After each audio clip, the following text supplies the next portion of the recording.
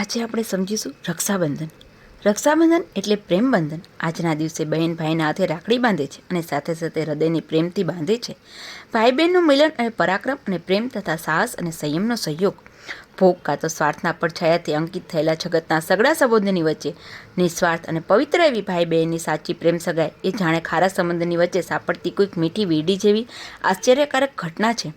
ભારતીય સંસ્કૃતિ તેમજ તેના પ્રવર્તક ઋષિએ આ સંબંધની નિષ્પૃહતા અને પવિત્રતાનું મહિમાગાન કર્યું છે. ભારતીય સંસ્કૃતિ એટલે માનવ જીવનની મહાનતાના દર્શન કરાવનારી સંસ્કૃતિ. સ્ત્રીને ભોગદાસી ન સમજતા તેનું પૂજન કરનારી સંસ્કૃતિ. પોતાને સુધારકમાં ખપાવવાના નાદમાં પાશ્ચાત્યોનું આંધો અનુકર કરી સ્ત્રી સમાનતાની પોકળ ભાષા બોલાવનાર નમ્રતાપૂર્વક કહેવું જોઈએ કે ભારતની સંસ્કૃતિ એ તો સ્ત્રીનું પૂજન કર્યું છે. યત્ર નાર્યસ્તુ પૂજ્યંતે રમંતે તત્ર દેવતા. જ્યાં સ્ત્રી પૂજાય છે, તેનું માન સચવાય છે, ત્યાં દેવો રમે છે, ત્યાં દેવોનો વાસ હોય છે, એવું ભગવાન મનુનું વચન છે. સ્ત્રી સમાજ તરફ ભોગની દ્રષ્ટિએ ન જોતા પવિત્ર દ્રષ્ટિથી માની ભાવનાથી જોવાનો આદેશ આપનારી ભારતીય સંસ્કૃતિ છે. રક્ષાબંધનનો ઉત્સવ એટલે દ્રષ્ટિ પરિવર્તનનો તહેવાર. બહેનની રાખડી હાથ પર બંધાતા જ ભાઈની દ્રષ્ટિ બદલાઈ જાય છે. રાખડી બાંધનાર બહેન તરફ તે વિકૃત દ્રષ્ટિથી જોતો નથી. એટલું જ નહીં, પણ તેના રક્ષણની જવાબદારી તે પોતે લે છે, જેથી બહેન સમાજમાં નિર્ભય બની શકે. આજે બહેન નિર્ભય નથી, સમાજમાં તે નિર્ભય બની ફરી શકતી નથી. તેની મસ્કરી કરી પશુતુલ્ય વૃત્તિ પોષનારા ભાઈઓને આજે સમજણથી કેવા શિક્ષાથી પાઠ ભણાવવાની જરૂર છે. એ લોકોને ખબર જ નથી કે જે સમાજમાં બહેન નીડર નથી, તે સમાજ ધીરે ધીરે પોતાનું પૌરુષ ગુમાવવાના અવદશાને પામે છે. વિશ્વમાં સ્ત્રી પુરુષના સંબંધો અનાદિ છે અને અંત સુધી રહેશે. પતિ પત્ની, મા દીકરો, ભાઈ બહેન વગેરે બધા સંબંધોમાં માત્ર ભાઈ બહેનનો સંબંધ નિરપેક્ષ છે, બાકી બધા સંબંધો સાપેક્ષ છે. પ્રત્યેક સંસ્કૃતિએ ભાઈ બહેનના આ નિર્બંધ સંબંધને માન્યતા આપી છે. ભાઈ બહેનના જાતીય સંબંધને વર્જ્ય ગણ્યો છે. પશુ પક્ષીઓમાં આવું બંધન હોતું નથી. વિજ્ઞાનની દ્રષ્ટિએ જોતા ભાઈ બહેન પણ વિભિન્ન લિંગી પુરુષ અને સ્ત્રી જ છે, પરંતુ તેમાં પાવિત્ર્યની સુગંધ મૂકવાનું કામ ધર્મ કે સંસ્કૃતિએ જ કર્યું છે.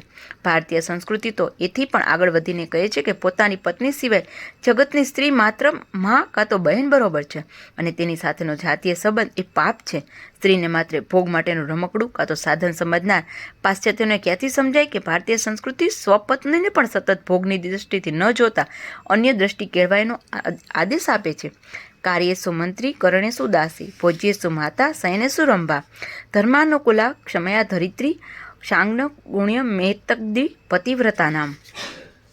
મહત્વના કાર્યમાં સ્ત્રીને સલાહકાર માનવાનું તેમજ ભોજન સમયે સ્વપત્નીમાં પણ માતૃ સ્વરૂપ નિહાળવાનું કહેનાર ભારતીય સંસ્કૃતિનો દૃષ્ટિકોણ કેટલો ભવ્ય અને ઉદાત્ત છે. ભાઈને રાખડી બાંધતા પહેલા બહેન તેના મસ્તક પર તિલક કરે છે.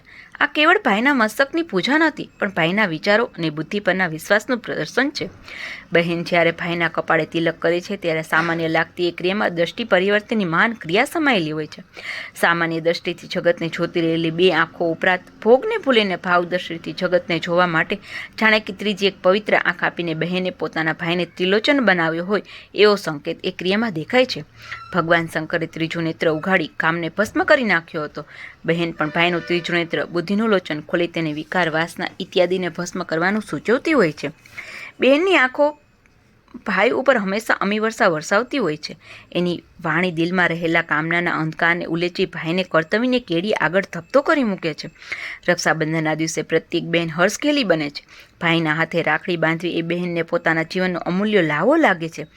રક્ષાના પ્રત્યેક તંતુમાં બહેનના હૃદયનો નિર્વાજ પ્રેમ ભરેલો હોય છે. રક્ષાનું બંધન જીવનમાં ઉપયોગી એવા અનેક સંબંધોની રક્ષા કરે છે. લોખંડની મજબૂત બેડીને તોડવા સમર્થ એવો ભાઈ બહેને બાંધેલી નાનકડી રક્ષાના બંધનને તોડી શકતો નથી, તેમજ તેની મર્યાદાને ઉલ્લંઘી શકતો નથી.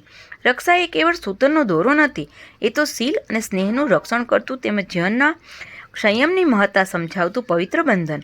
ભાઈના હાથે રક્ષા બાંધીને બહેન તેની પાસેથી કેવળ પોતાનું રક્ષણ ઈચ્છે છે. એટલું જ નહીં, પરંતુ સમસ્ત સ્ત્રી જાતને પોતાના ભાઈનું રક્ષણ મળે એવી ઈચ્છા રાખે છે. સાથે સાથે બાહ્ય શત્રુઓ અને આંતરવિકારો ઉપર પોતાનો ભાઈ વિજય મેળવે કાં તો તેમનાથી સુરક્ષિત રહે એ ભાવના પણ તેમાં સમાયેલી છે. વેદોમાં દેવાસુર સંગ્રામમાં દેવોનો વિજય નિમિત્તે ઇન્દ્રાણીએ હિંમત હારી ગયેલા ઇન્દ્રના હાથમાં રક્ષા બાંધી હતી. તેવો ઉલ્લેખ છે. અભિમન્યુની રક્ષા ઇત્તિ કુંતા માતાએ તેને રાખડી બાંધી હતી. જ્યારે પોતાના રક્ષણ માટે રાણી કર્મવતીએ હુમાયુને રાખડી મોકલી હતી. આ રીતે રક્ષામાં ઉભય પક્ષના રક્ષણની ભાવના સમાયેલી છે. પરંતુ આટલી જ તેની મર્યાદા નથી. રક્ષાબંધન એ તો બંધન રક્ષાનું સ્મારક છે. બંધન રક્ષા એટલે ધ્યેય રક્ષા. જેને જીવનમાં કંઈ જ બંધન માન્ય કર્યું છે, જીવનમાં કોઈ ધ્યેય સાથે બંધાઈ ગયો છે, તે જ જીવન વિકાસ કરી શકે છે. રાખડી બાંધતી વખતે બહેન ભાઈને બંધનનું એટલે કે ધ્યેયનું રક્ષણ કરવાનું સૂચવે છે. રક્ષાબંધનના પ્રસંગે ભાઈ બહેનને કહે છે, તારી રક્ષા કાજે જરૂર પડે તો સર્વસ્વ આપવાની મારી તૈયારી છે. અને તે સર્વસ્વ આપવાની તૈયારીના પ્રતિક રૂપે બહેનને રૂપિયો આપે છે. પરંતુ આજે તેમાંનો ભાવ કાં તો મંત્ર ખોવાઈ ગયો છે અને માત્ર વ્યવહાર રહ્યો છે. તેથી તેમાંનું સૌંદર્ય ચીમડાઈ ગયું છે.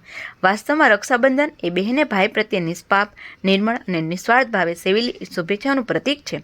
બહેને સેવેલી શુભેચ્છાઓ ભાઈને તેના જીવન પર આગળ વધવામાં પ્રેરક અને પોષક બને છે.